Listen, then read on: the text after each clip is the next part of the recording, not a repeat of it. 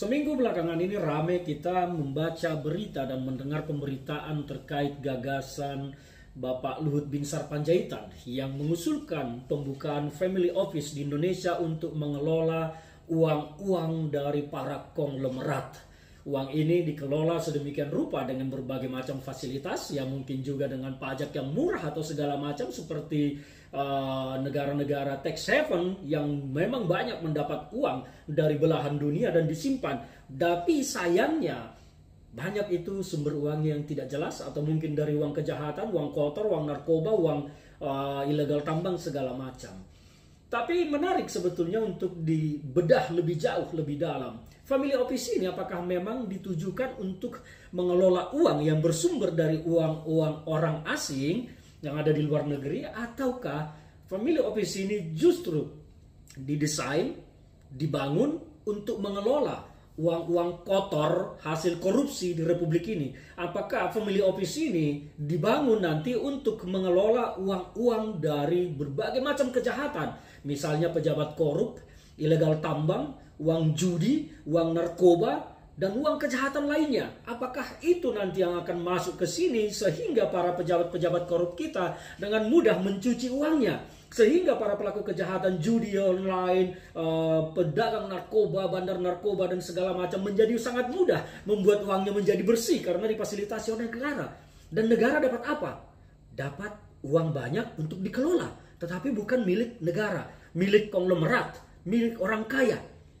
Dan negara hanya bisa menggunakannya, tetapi tetap akan menjadi milik para konglomerat. Saya menjadi menduga-duga seperti itu. Apakah tujuannya seperti itu? Saya tidak sedang menyimpulkan bahwa family house ini akan mengelola uang-uang kotor. Tidak. Tetapi saya dalam hal ini berprasangka, karena kalau kita melihat contoh-contoh negara-negara tax haven, di mana di sana banyak uang disimpan. Di Singapura bahkan ada family office juga ya, yang belakangan ini juga kita dengar dari pemberitaan bahwa ada sekitar 5 family office di Singapura yang ternyata terlibat dalam pencucian uang, money laundry. Uang siapa yang ada di sana? Kita tidak tahu. Jangan-jangan ada uang konglomerat Indonesia juga, kita tidak paham.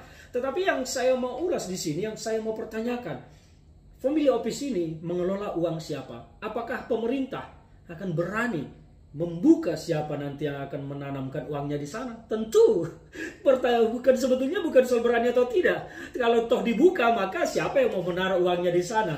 Nah inilah, kalau ini adalah uang bersih, uang yang clean, ya uang yang clear, bukan uang kejahatan, tentu tidak perlu takut investornya diumumkan siapa. Tetapi kalau investornya yang menanamkan uang di sana ditutupi dan tidak dibuka, maka kita wajar berprasangka bahwa uang itu adalah uang kejahatan, uang kotor, uang gelap, uang segala macam penjahat di belahan bumi ini.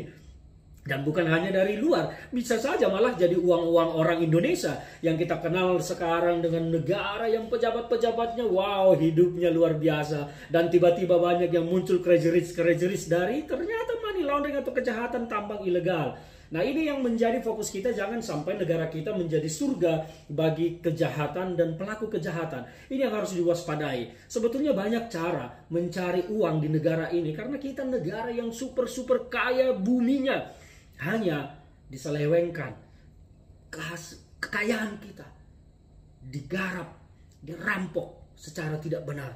Lihatlah, semua orang-orang yang bermain di sektor sumber daya alam, hidup mereka wow, perusahaan mereka wow, tapi apa yang didapat oleh masyarakat yang ada di sana?